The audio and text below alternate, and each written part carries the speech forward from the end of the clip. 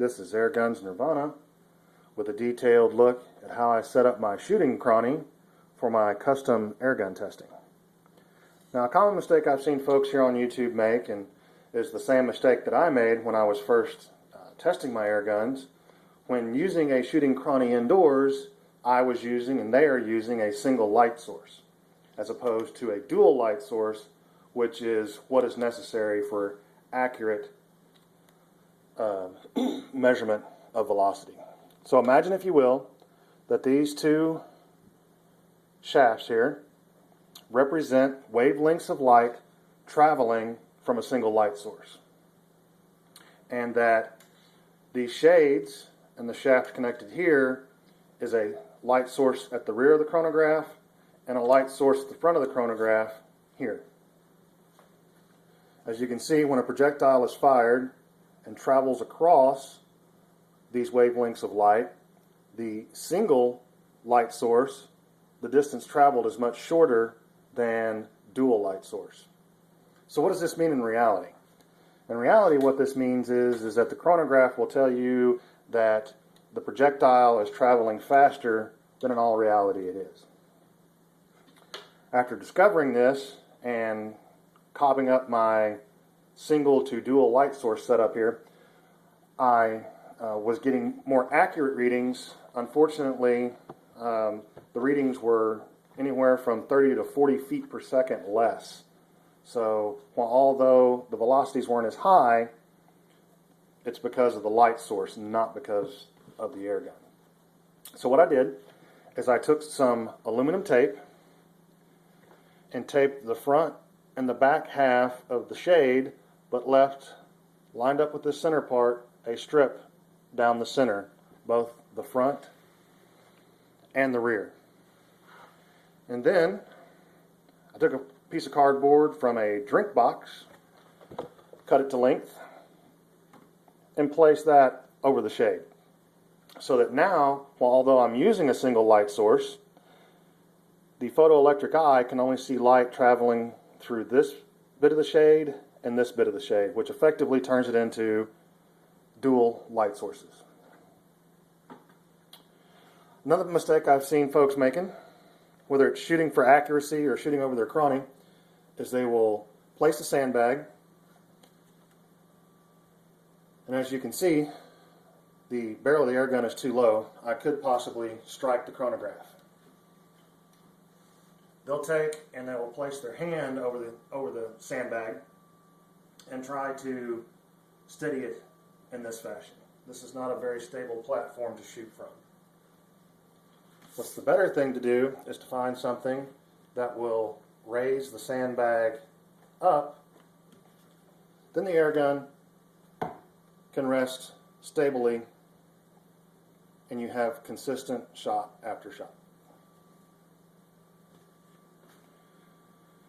So for the little demonstration I'm going to do here, I'm going to be using Crosman 14.3 grain Premier hollow points. I wanted to get a close look at those. These are all the same pellet.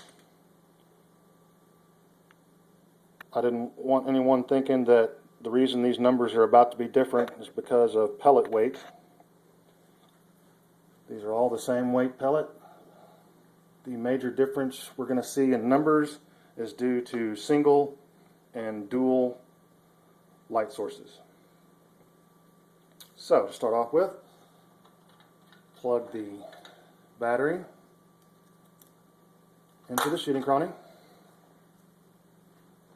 turn on the Chrony, and clear it. Next,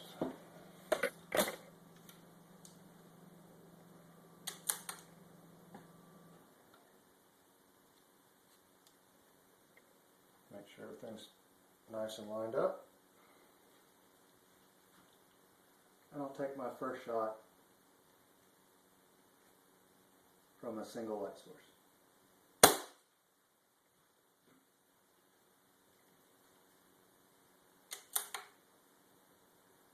Since I'm using CO2, there's a good possibility that shot-to-shot consistency will be a little off because I'm not going to wait a minute in between shots like some folks say is necessary for CO2 accuracy.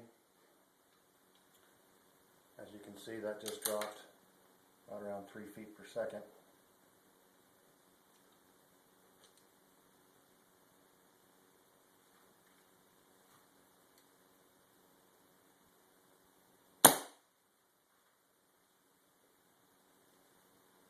One last shot from single light source.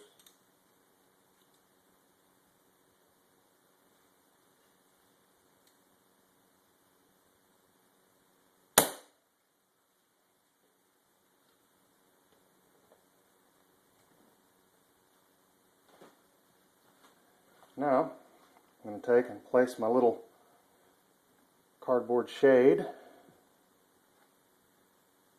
over the Chrony. And now take 4 shots from a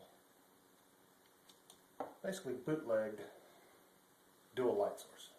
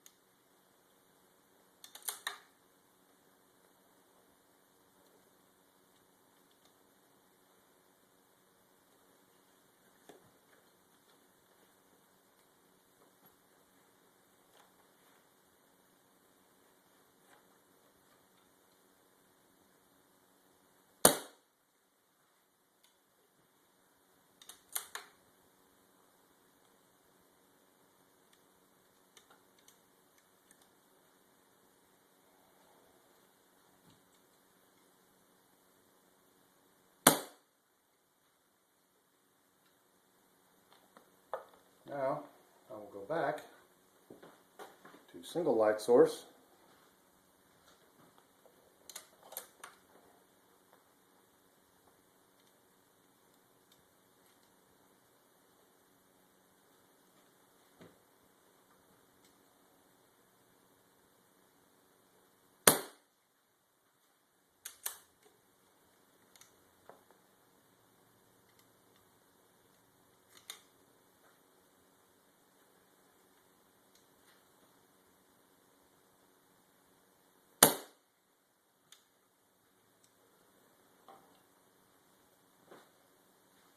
So there you have it, the difference between single light source illumination and dual light source illumination.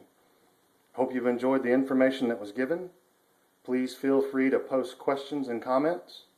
I'll do my best to answer any question I can. Thank you and have a good day.